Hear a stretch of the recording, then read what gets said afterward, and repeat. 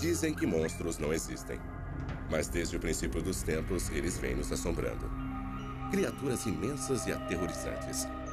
Poderia haver alguma verdade por trás dessas lendas? Um grupo real de caçadores de monstros está decidido a descobrir, em uma busca que os levará às profundezas do desconhecido.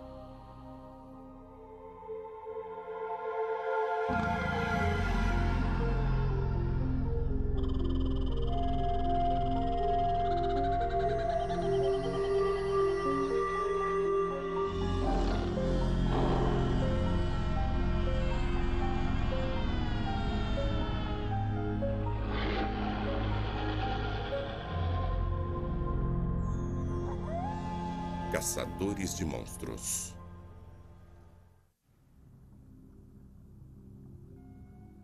Desde que qualquer um consegue se lembrar, tem existido histórias sobre uma cobra gigantesca com a cabeça parecida com a de um cavalo, serpenteando nas águas costeiras da Colômbia Britânica. Durante séculos, essa serpente apareceu na mitologia dos nativos norte-americanos, em pinturas rupestres e nas laterais das canoas baleeiras. Os pioneiros a batizaram de Cadborossauro, devido à baía onde acreditam que ela vive, perto de Victoria, a capital da província. Mas a maioria dos canadenses considerava isso um mito. Até que um dia, em 1937, uma estação baleeira do norte foi palco de uma descoberta incrível. O que parecia ser uma versão mais jovem desta criatura foi retirada da barriga de uma baleia. Isso foi considerado uma prova conclusiva para muitos, até que a carcaça desapareceu sem deixar vestígios. Os cientistas Ed Bosfield e Paul LeBlanc vêm perseguindo o Cadborossauro há 30 anos. Agora, com a ajuda do criptozoólogo Jason Walton, a equipe está tentando reunir provas concretas da existência da criatura. E como ele é, mais ou menos? Mais ou menos deste tamanho. Quase todos os dias, Jason acorda às 4h30 da manhã para iniciar uma vigília matutina na praia. Ele conversou com muitas pessoas que sabem que o Cadborossauro realmente existe. Ele só precisa de imagens para provar isso. Deve haver alguma razão para este animal vir para esta parte do mundo. As serpentes marinhas e outros animais misteriosos são avistados em todo lugar, no mundo inteiro, em todos os oceanos. Mas este animal é visto todos os anos. E nós só podemos achar que é por algum motivo específico. Talvez por razões reprodutivas. E se não fosse o fato de que centenas de pessoas viram exatamente a mesma coisa, isso provavelmente não faria o menor sentido, mas isso é que nos motiva a continuar. O Cadborossauro já foi visto no sul até São Francisco e ao norte até o Alasca. Mas todos os anos é aqui que acontecem as aparições mais frequentes, em Deep Cove, perto de Victoria. A espantosa consistência dos relatos, de donas de casa a pilotos comerciais, é o que traz Paul LeBlanc e Ed Bosfield de volta para cá todos os anos. Como vai você? Deep Cove é uma enseada bastante profunda. E algumas observações sugerem que as fêmeas vêm até as praias aqui e têm os seus filhotes no período noturno, à noite. Então esperamos que alguém consiga, pelo menos, capturar uma espécime bebê que consiga apanhar um, de fato, para que nós possamos passar para o segundo estágio de conhecimento. De conhecimento que precisamos para convencer todos os nossos colegas cientistas de sua existência. Bom, o Cad ainda está no campo da criptozoologia. Quer dizer, ele encontra-se no estágio em que já foi visto, observado, mas ainda não foi capturado. Então, não temos nenhum espécime em laboratório. Diferente da maioria dos seus colegas, Bosfield e LeBlanc estão tão convencidos da existência da criatura que tentaram até classificá-la como uma nova espécie de réptil marinho. Eles acreditam que a agora esquecida carcaça de Naden Harbor em 1937 era um espécime verdadeiro, infelizmente desprezado pelo Museu da Província e perdido para sempre. Mas ainda há testemunhas vivas e que se recordam. Ed e Jason fazem uma visita à casa de Jim Wakeling, um funcionário da estação baleeira onde a criatura foi descoberta dentro da baleia. Eu não sei o que era, mas com certeza não era um peixe. E não era um filhote morto de baleia, isso eu sei. Não tenho dúvida. Retratado nesta fotografia segurando um feto de baleia, Jim Wakeling mostra que sabe a diferença entre a criatura estranha nas docas e um filhote de baleia, como a carcaça foi classificada na época por Francis Kermode, curador do Museu da Província de Victoria. A cabeça não chegou à Vitória. Eu acho que não chegaram muitas partes dela à Vitória. Então, quando este homem, Cameron, observou, não havia muitas evidências concretas que comprovassem o fato, então ele não levou muito a sério. Como saber o que era a menos que se compare com alguma outra coisa? Eu não poderia dizer que era um cavalo, poderia? Porque não parecia com um cavalo. Eu não sei o que era. Mas era uma coisa muito estranha, com certeza. Ah, aqui está. É isto. Se aquela coisa aparecesse aqui amanhã flutuando, eu poderia dizer, eu vi uma serpente. Mas eu vi uma serpente mesmo ou o que foi que eu vi? Eu não sei, não é?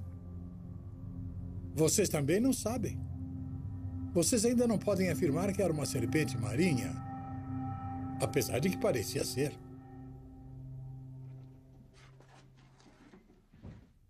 Então, preferimos pensar que em algum lugar por aqui alguém tem um crânio de uma serpente marinha empoeirando no fundo de um armário no porão e que um dia podemos encontrá-lo. Na casa de outra testemunha, Jason instala o primeiro conjunto de câmeras ligadas por computador para registrar a criatura em vídeo. Este é o segundo ano do projeto de rastreamento do Caddy, e eles esperam resultados promissores. Bob Iverson, um experiente pescador comercial que conhece bem a vida marinha, acredita ter visto o Cadiborossauro de sua varanda. Eu vi uma coisa, e aquilo parecia com pneus boiando. Um aqui, outro ali, e então eu me levantei, olhei melhor, tentando ver. Aí avistei novamente entre aqui e aquela boina verde, o que é uma boa distância. São uns 15 minutos remando para chegar até lá, e estava se movimentando rápido. E aí ele se virou e voltou. Ed e Jason checam o equipamento para rastrear Caddy. O sistema só é ligado quando detecta movimento na superfície da água. No ano passado, ele revelou alguns intrigantes registros em vídeo de uma criatura nadando através da baía, movendo-se furtivamente em linha reta, ocasionalmente levantando a cabeça para fora d'água. Não parecia se mover como uma foca ou uma baleia. Alguma coisa realmente surgiu ali, mas simplesmente estava longe demais e estava muito escuro. Nós temos essas câmeras instaladas onde ocorrem visões múltiplas todos os anos. Então vai funcionar. Nós esperamos que dê resultado. Existem outras coisas, eu tenho certeza, que estão nos oceanos e que nós não conhecemos. O Megamouth, um tubarão muito grande, de aparência muito estranha, foi apanhado por acidente em um cabo submarino, no Havaí. Ninguém jamais havia visto um antes. É um tubarão com quase 6 metros de comprimento e ninguém sabia de sua existência. Então, se hoje nós capturássemos um Cadiborossauro e conseguíssemos trazê-lo para um museu para identificá-lo claramente como uma nova forma de vida marinha que jamais havia sido descrita antes, aí então ele se tornaria real. Aí nós teríamos um corpo para os cientistas trabalharem, fazer testes e examinar. A apenas 2 horas da ilha de Victoria, os cientistas descobriram alguns dos fósseis mais bem preservados de répteis marinhos já encontrados. Jason está investigando esses ossos antigos para determinar uma possível ligação com o Cadiborossauro.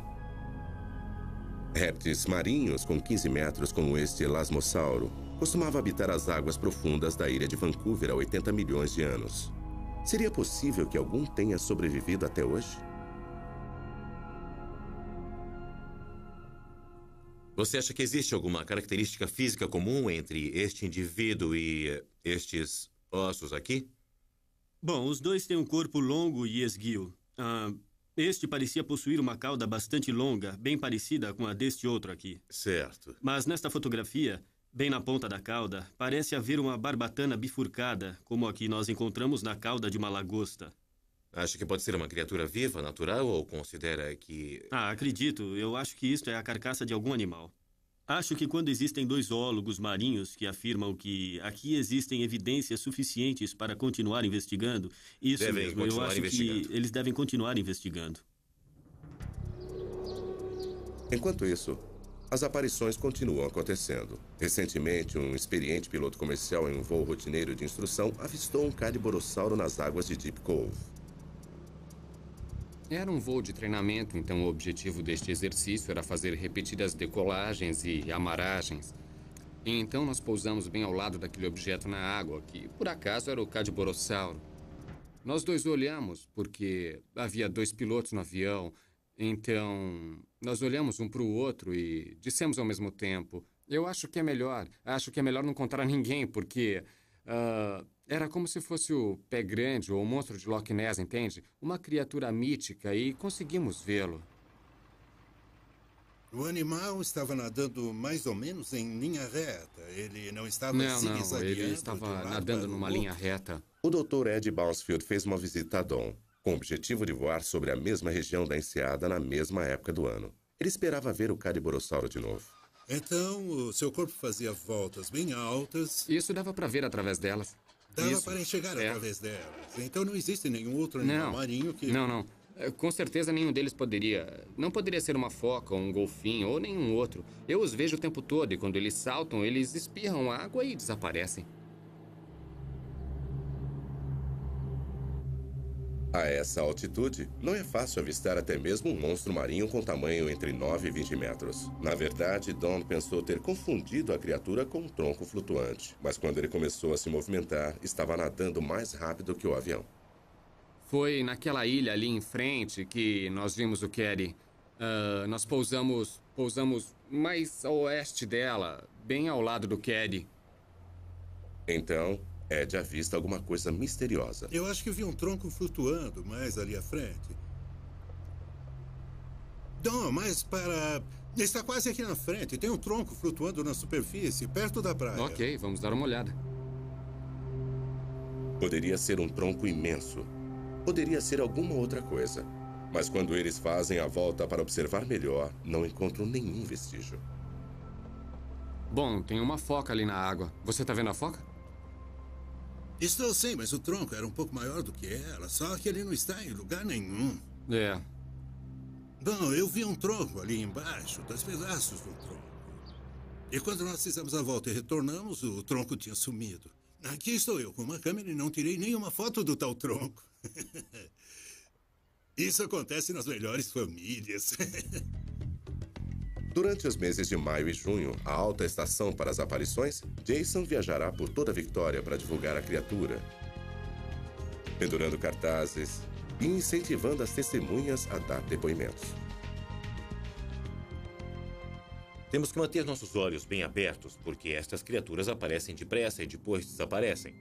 Você pode estar olhando alguma outra coisa ou passeando com um equipamento fotográfico e aí, de repente, lá está ela. Mas o melhor é manter os olhos na água. Se você prestar atenção, pode conseguir fotografar o Caddy. Os cartazes estão espalhados. O equipamento fotográfico está instalado. E agora Jason acredita que é só uma questão de tempo e de sorte. Até que eles tenham um encontro genuíno com o Cadiborossauro. O encontro documentado que transformará o mito em realidade. Até lá, ele ainda pode ser encontrado nas primeiras horas da manhã vasculhando as praias, observando as frias águas esverdeadas da ilha de Vancouver.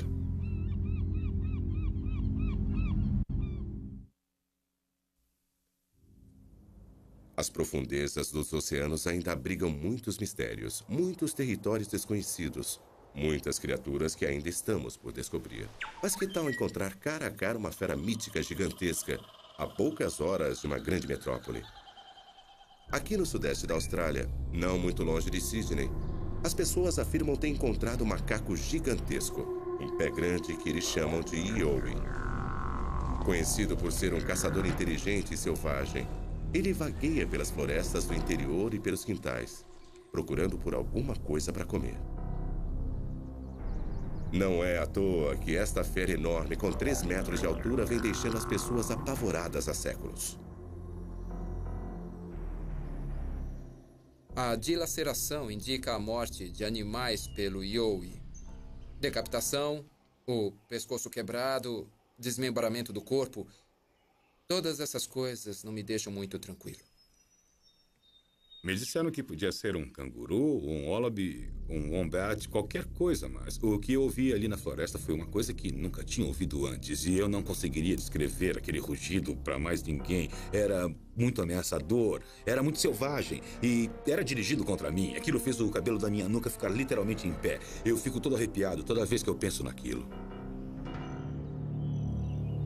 Para os aborígenes, esse homem peludo e assustador já estava aqui nessas terras antigas quando eles chegaram. Os primeiros moradores da Austrália ouviram falar nessas lendas e logo as histórias de pessoas que atiravam no homem-macaco encheram as páginas dos jornais. Até hoje, em algumas áreas rurais, o Yoi continua sendo uma aterrorizante fera noturna, uma criatura feroz que mata brutalmente e sem hesitação. O barulho das pegadas parecia de gente, só que maiores, como se colocasse os pés no chão com muito cuidado, e dava para ouvir os galhos quebrando, os arbustos se mexendo, cedendo com o peso dele. O Yoi ficou na minha frente. Ele tinha 1,80 m e estava de pé no mato. Ele atravessou o arbusto e rugiu na minha cara. Depois ele saiu correndo pela floresta numa velocidade incrível, arrastando tudo pelo caminho como um trator enlouquecido. Acho que esta é a melhor maneira de descrevê-lo. Ele arrancava tudo pelo caminho e rugia. Dean Harrison e a equipe australiana de pesquisa de hominídeos estão em uma missão. Trabalhando frequentemente na escuridão total, eles estão utilizando sofisticados equipamentos de visão noturna e de rastreamento para localizar o Yoi. Eles afirmam que estão fazendo um intrincado jogo de esconde-esconde com a criatura. Ex-fisiculturista e fã de Elvis, Dean é um homem determinado, liderando sua própria equipe de combatentes. Eles vieram para Blue Mountains, perto de Sydney, para vasculhar a floresta e conhecer a casa de testemunhas recentes do Yoi.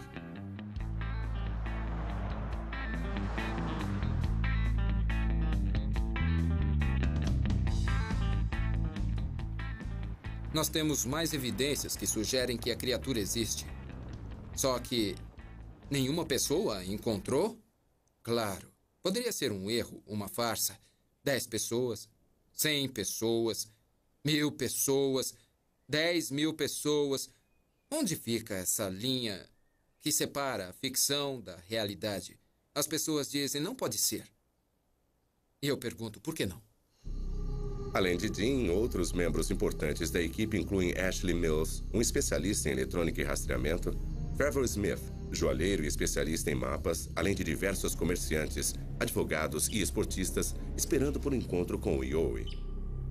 E eles não se decepcionaram.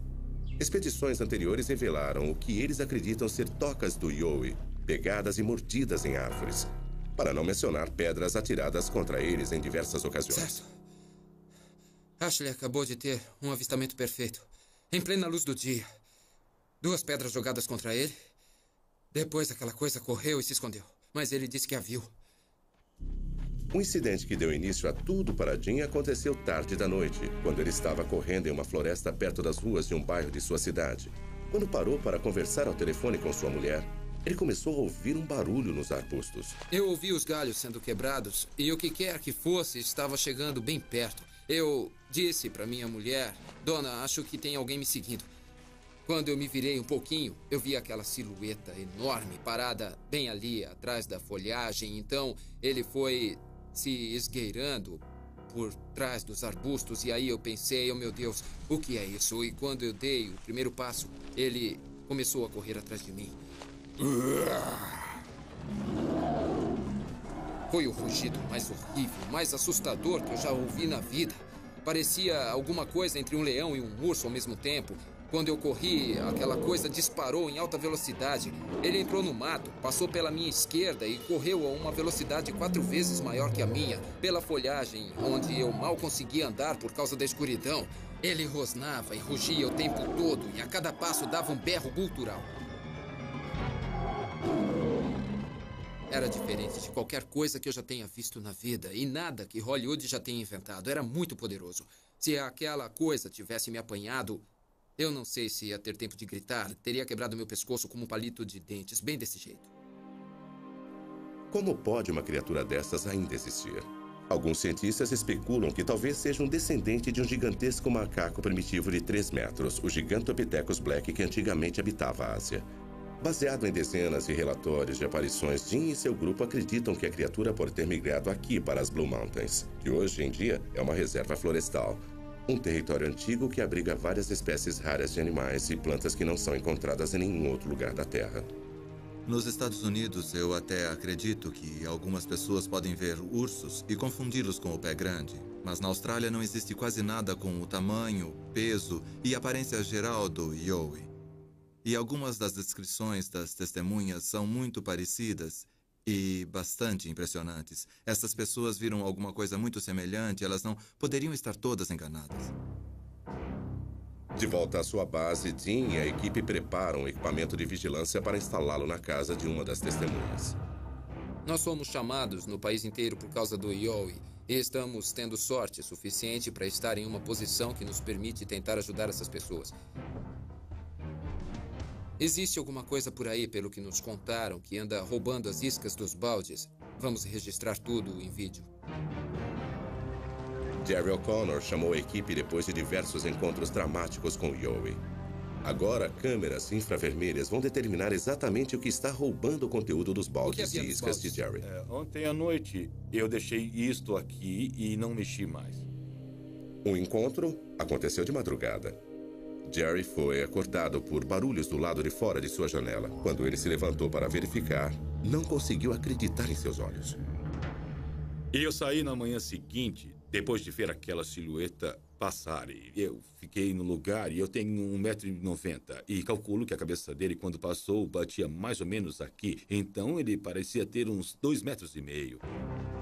Conforme a equipe instala diversas câmeras infravermelhas e fios em torno do perímetro do local, Dean verifica uma outra área ali perto, mostrando um dos sinais inconfundíveis do Yowie, as marcas de mordidas. Esta é a maior das mordidas em árvores que encontramos. E isso aqui é incrível, Jerry, mas é uma coisa bem característica das Blue Mountains. O que nós temos aqui são marcas muito, muito claras de caninos neste lugar. Tá vendo? Dean e os outros especialistas acreditam que o animal morde as árvores para ter acesso às larvas ou lagartas dentro da polpa sob a casca. Tá legal, pessoal. Algum de vocês pode virar a luz aqui para as câmeras para ver se elas estão funcionando ou não? Claro, aguenta aí. Quando o trabalho no sistema de vigilância em torno da casa está quase completo, a equipe de pesquisa de hominídeos recebe outra chamada. A apenas 1,5 km dali fica uma rua que teve mais aparições do que gostaria. Existe uma rua em particular nesta cidade onde moram 60 pessoas. As 60 pessoas naquela rua já encontraram a mesma criatura nos últimos 15 anos. A equipe chega à casa de Neil Black, um professor local que afirma que ele e sua família têm um Yowie morando no pântano no quintal de sua casa. E mais, que eles o têm alimentado. Nós descobrimos que, deixando comida para ele e depois saindo para procurá-lo, ele gostava disso. E nós chegamos à conclusão que talvez esse Yowie fosse um filhote muito jovem e gostava da brincadeira. E todas as sextas à noite, depois do trabalho e antecipando o fim de semana, nós perseguimos esta criatura pela floresta com vizinhos e correndo atrás dele durante horas. Então nós chegamos à conclusão que sua brincadeira preferida era o esconde-esconde. Encontros passados indicam que o Yowie é atraído pelo cheiro de comida. Então eles decidem deixar lá fora algumas linguiças recém-cozidas para atrair a fera. O equipamento de vigilância está instalado em uma barraca ali perto.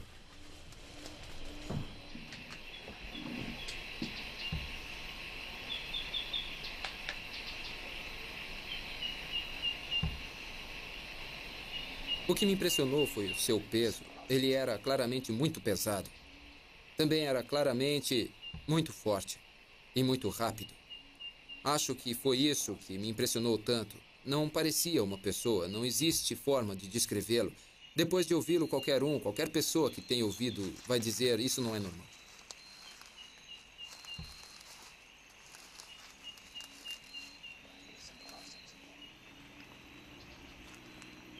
Mas mesmo depois de algumas horas, não há movimento no local e a isca permanece intacta. O Yowie não vai cair esta noite. É hora de uma mudança nos planos.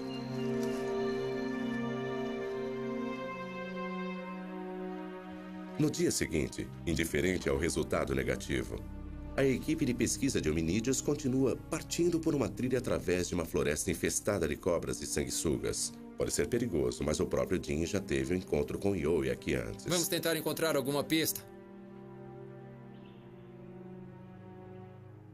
Dean, quanto falta ainda?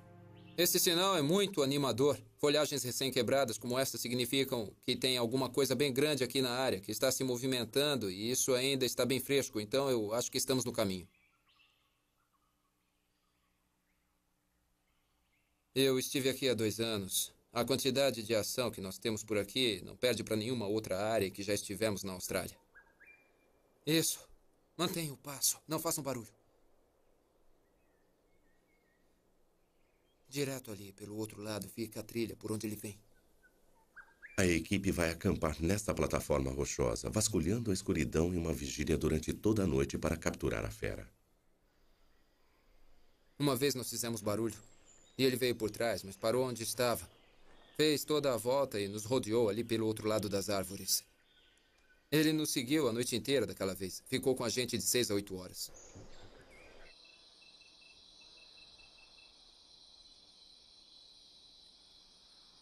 Na tentativa de visualizar o Ioi, o silêncio é muito importante. Precisamos ficar muito quietos. Alguns Iois são curiosos, mas outros, quando sentem que você está por ali, pegam outro caminho e tentam encontrar alimento em outro lugar. Então precisamos ficar muito quietos, sem fazer nenhum barulho, sem abrir nenhuma lata de refrigerante, nem nada desse tipo. Ficamos ali sentados por 1 hora sem fazer barulho, às vezes 2, às vezes 3. Mas depois que ele já está por perto e sabe que você está por ali, se você fizer qualquer barulhinho, aí então começa a diversão. Fizemos isso várias vezes nas Blue Mountains. Nós podemos passar a noite inteira brincando de esconde-esconde com ele.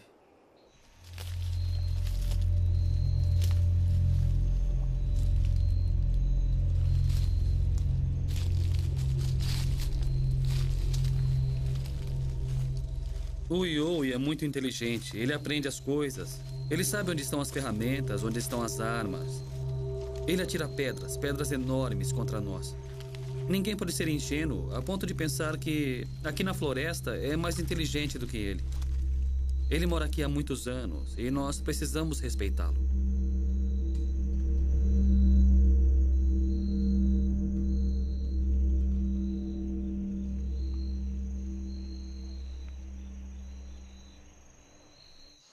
Nós já tivemos registros aqui, aqui e aqui.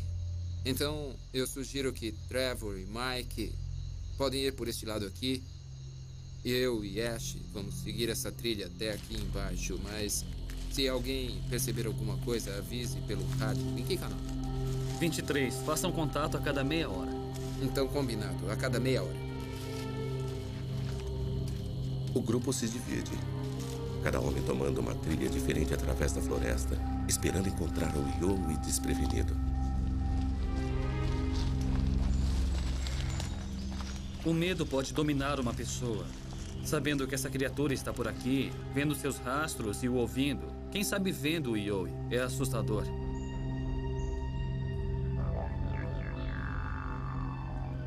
Os olhos são importantes. Aqueles olhos vermelhos e brilhantes que indicam que ali está um Ioi.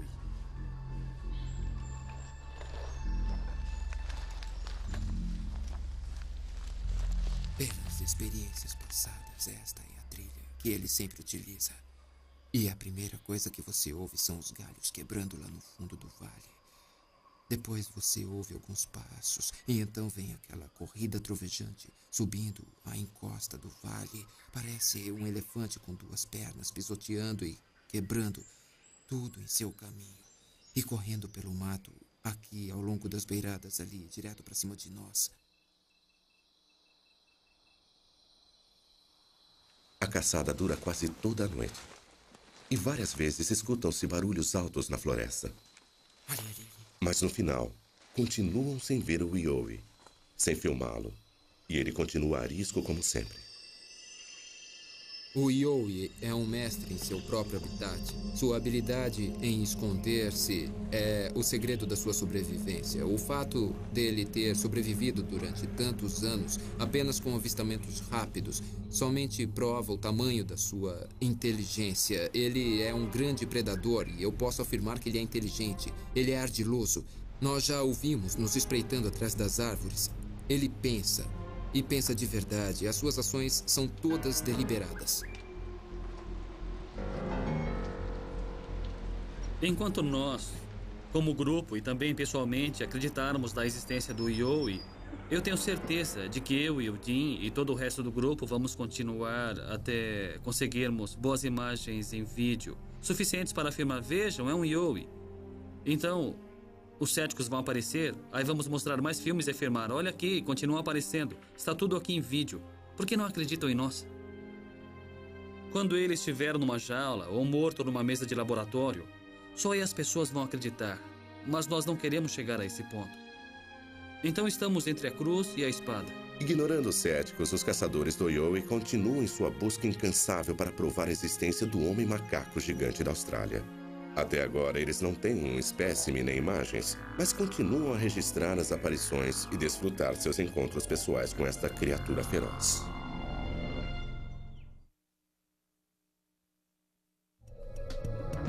Os monstros aparecem sob diversas formas. Alguns, como Yowie, começaram como uma lenda e permanecem no campo da criptozoologia. Outros, como o tigre da Tasmânia, claramente já existiram, até seu desaparecimento da face da Terra. Desapareceram mesmo? Eu avistei aquele animal estranho a uns 400 metros de distância. Lembrava um cachorro em sua aparência, mas não era cachorro nenhum. Ninguém pode jamais afirmar quando o último indivíduo de uma espécie está extinto. Eu acho que o tigre da Tasmânia ainda está por aí porque há relatos demais sobre ele para que se possa ignorá-lo. Tasmânia. Uma ilha solitária ao sul da costa da Austrália. Essas florestas úmidas abrigaram uma das grandes aberrações genéticas da natureza, um estranho elo perdido com o passado. Eles eram chamados de tigre da Tasmânia ou Thylacine, um predador ardiloso, temido por suas imensas mandíbulas e sua habilidade de arrancar a cabeça de suas vítimas. Para os pioneiros do século XIX, o tigre da Tasmânia era um mistério, uma assombração, raramente visto, mas às vezes ouvido. As histórias sobre sua aparência assustadora e comportamento brutal os aterrorizavam. Ele era um conjunto primitivo de partes de animais, pernas de canguru, pele de tigre, e uma mordida impressionante de 120 graus, mais parecido com um réptil do que com um mamífero. É fácil entender por que os pioneiros o chamavam de monstro. É claro que também havia depoimentos sensacionais sobre seus hábitos alimentares, sobre a forma que ele dilacerava e abria o peito de suas vítimas, sugando sangue e devorando o coração e outros órgãos. Parecia que um vampiro andava solta. Então, qualquer ataque às ovelhas tornava-se um ataque de Thylacine. Como os aldeões na história de Frankenstein, os moradores da Tasmânia decidiram destruir o monstro.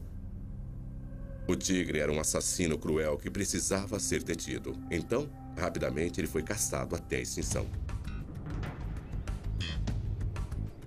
Mas Cole Bailey, um esportista e escritor, acredita que o animal ainda existe.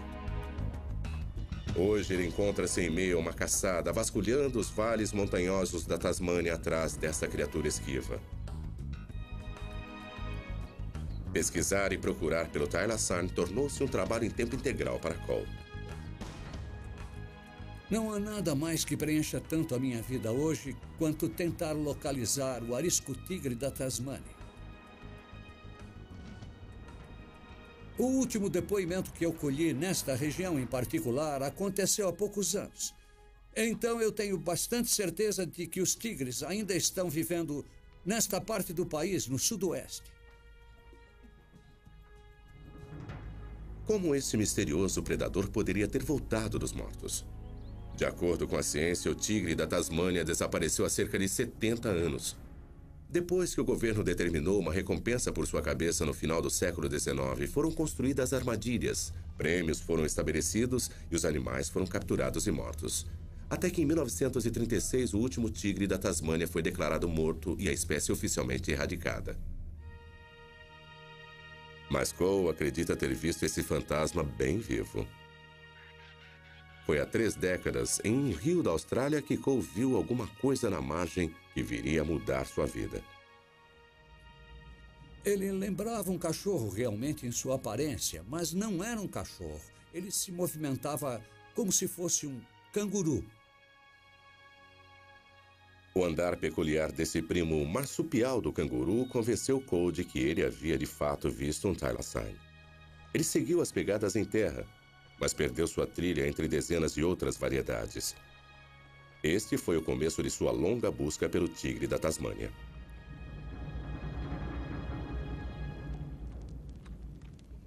Quase 20 anos depois, Em um acampamento rotineiro na floresta, ele teve um outro encontro. Era de manhã bem cedo. E do nada começou aquele misterioso yip, yip, yip, como um cachorro fox terrier, um yip, yip agudo e quase imediatamente um eco. Assim. Fiquei fascinado. Era exatamente assim que um velho aborígene havia me contado que o tigre da Tasmânia fazia. E eu sabia, no fundo, que o tigre estava ali e senti muita satisfação em ouvir aquilo. Hoje em dia, Cole vai diversas vezes por semana para o interior em busca do misterioso thylacine.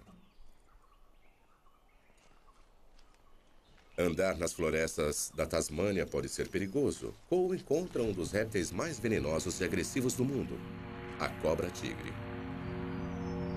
Para não falar das gigantescas sanguessugas e os arbustos densos e afiados. Isso aqui é bem difícil. São muitas subidas, depois as descidas na volta, e é perigoso nos dois sentidos. Ao longo deste corredor, aconteceram diversas aparições do carnívoro lendário em anos recentes.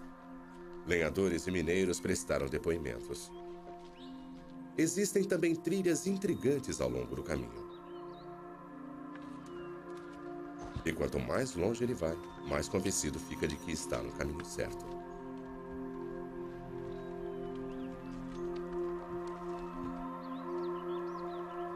Recentemente, a busca de Cole levou centenas de metros montanha acima até um grupo de cavernas escondidas onde ele acredita que o tigre passa as noites. Eu cheguei tão perto que podia sentir seu cheiro numa manhã e fiquei a 1 minuto do tigre. Ele é muito ardiloso, é muito arisco. Esse animal nos coloca onde ele quer e ele é muito esquivo. Mas as pessoas simplesmente não estão fazendo a relação com o tigre. Eles podem vê-lo, outras pessoas podem vê-lo, mas quem o vê não estava esperando encontrar com ele. Então, leva um grande choque durante alguns segundos. Mas eu e outras pessoas que vêm para a floresta procurar pelo tigre jamais conseguimos encontrá-lo. Mas vemos muitos sinais e isso me convence de que minha busca não é em vão. É uma questão de perseverança e um dia, talvez, a sorte fique do meu lado.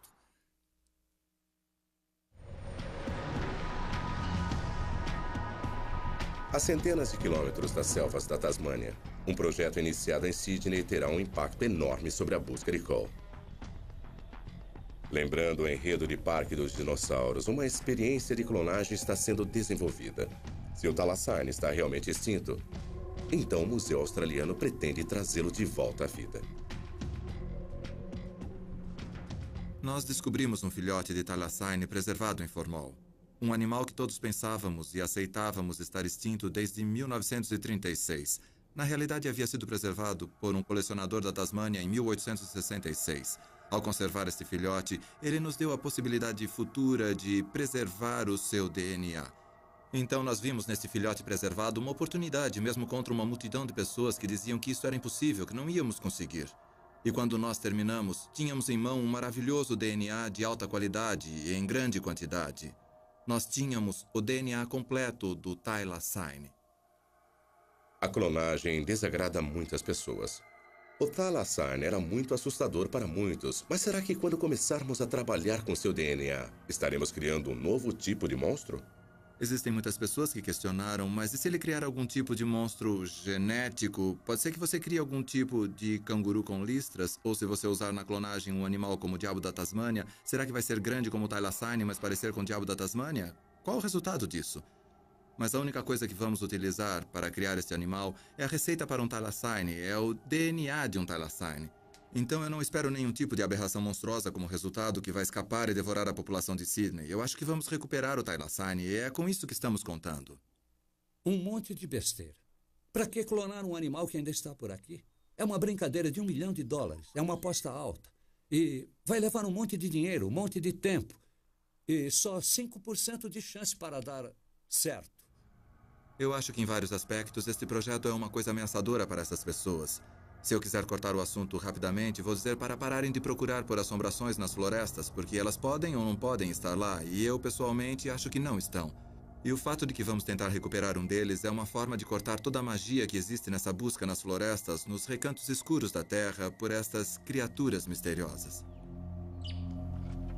Mesmo assim, existe uma dignidade à moda antiga na busca de Cole. O tipo de determinação que não é encontrada em um tubo de ensaio. É aqui que eu sempre suspeitei que ele morasse, bem aqui, nesta pequena plataforma. Acho que ele esteve aqui. Deve ter me ouvido chegando ali pelo outro lado daquela árvore, e então ele escapou por aqui. Mas o cheiro continuou durante bons minutos. Aí eu percebi que o animal tinha ido embora. Se o Thylacine for encontrado, algumas pessoas acreditam que será aqui, 160 quilômetros ao norte do acampamento de Cole. Nós achamos que há mais Thylacines na área de Mole Creek do que no Nordeste ou no Sul. Ser uma caçadora dos tigres, a única mulher caçadora dos tigres, tornou-se um problema. É uma pena que os outros entusiastas não queiram se reunir a mim e dividir as informações. E sendo mulher, eu não gosto de entrar na floresta com outras mulheres. O que nós estabelecemos foi um centro de pesquisas do tigre da Tasmânia. Nós temos o crânio de um Thylacine encontrado por nós. Eu vou pegá-lo. Este aqui é o sujeito que nós encontramos na costa noroeste. Ele foi encontrado em uma caverna. Este aqui foi datado por radiocarbono. Foi encontrado em 1995 e não tinha mais do que 2 anos de idade. Então, provavelmente, foi uma das maiores descobertas que fizemos. Existem algumas evidências muito interessantes e eu mesmo encontrei algumas que sugerem que há restos do Thylacine mesmo no território da Austrália e que, em termos de radiocarbono, são modernos. E tendo eu mesmo encontrado um destes, mais uma vez sou cauteloso. Existem muitas coisas que podem resultar em datações erradas por radiocarbono. A contaminação por fontes modernas de carbono em um espécime pode resultar em uma data equivocadamente recente. Nós encontramos algumas fezes que esperamos ser do Thylacine. Aqui estão 2. Normalmente, classificamos pelo tamanho. É difícil determinar a diferença entre as fezes do diabo da Tasmânia e do Thylacine. Os caçadores do Thylacine são uma raça estranha. Nunca ficamos juntos. Sabemos uns dos outros, toleramos uns aos outros e até mesmo admiramos uns aos outros, mas jamais nos reunimos e trocamos informações porque existe um certo teor de ciúme envolvido nisso. E cada um de nós tem seus próprios métodos e segredos. Mais um fato estranho mantém os caçadores como Cole nessa busca. Apesar de estar oficialmente extinto, o tigre da Tasmânia permanece protegido como espécie ameaçada, fazendo com que muitas pessoas especulem que sua verdadeira história permanece em segredo. Há menos de 20 anos, 2 homens foram processados por tentar capturar um animal que oficialmente estava extinto. Foi uma situação ridícula, então o governo deve saber bem mais do que quer demonstrar. Existem alguns religiosos fundamentalistas que dizem que isso é brincar de Deus quando interferimos no curso das coisas e que isso é uma coisa horrível de se fazer. Minha resposta a estas pessoas é muito simples. Eu acho que nós brincamos de Deus quando exterminamos o animal. Foi aí que nosso comportamento foi inapropriado. Se havia uma época para censurar as atividades, foi aquela. O que estamos tentando fazer é brincar de humanos inteligentes e desfazer o que fizemos quando nos comportamos equivocadamente. Esta sala aqui, eu acho que podemos chamá-la de meu templo ao tigre da Tasmânia. Não aprendemos com esse erro, e esse foi só um. Mas este animal sofreu o maior genocídio contra uma espécie em qualquer lugar do mundo. O que aconteceu com o tigre da Tasmânia foi a eliminação total, mas felizmente alguns sobreviveram. E a espécie se mantém até hoje porque alguns poucos conseguiram escapar da matança. Com o passar dos anos, as pessoas tornaram-se mais simpáticas ao Thylacine. Talvez seja por causa das imagens do último animal vivendo solitariamente no zoológico de Hobart, ou talvez seja o fato de que descobriu-se que os cães selvagens eram os verdadeiros responsáveis pela maioria das mortes de ovelhas. Quando nos deparamos com experiências genéticas, precisamos imaginar que novos monstros poderemos estar criando. E então a busca de Cole pela verdadeira criatura torna-se uma corrida contra o tempo para provar sua existência, antes que a ciência adiante-se rumo ao desconhecido. Este último animal, este último representante da espécie, de seu gênero, de uma família de marsupiais únicos, Foi tratado com desrespeito, foi tratado com desprezo e partiu silenciosamente, sem um ganido, e desapareceu antes que as pessoas entendessem o que estava acontecendo. Compreender isso me revolta como biólogo. Quem é o monstro aqui? O Thylacine ou nós? É como uma guerra. O que você vai fazer quando as balas começarem a atingir você? É parecido com isso, quando você vê um tigre da Tasmânia. O que vai fazer quando realmente vir o tigre? Vai andar na direção dele, ficar parado ou vai recuar? Enfrentei essa questão e sonhei com ela muitas vezes. Eu acordava e lá estava o tigre, mas era só um sonho. O Thylacine sairá dos nossos sonhos e voltará para o nosso mundo? Ele já estaria aqui. Nosso planeta fica cada vez menor, mas ainda existe tanta coisa sobre ele que ainda não conhecemos. Tantos reinos inexplorados, tantas criaturas fantásticas que ainda não foram descobertas. Alguns recantos sombrios foram povoados com mitos e demônios, os temores obscuros da nossa imaginação. Ainda assim, quem pode afirmar que em alguns deles, os mitos não podem ser reais?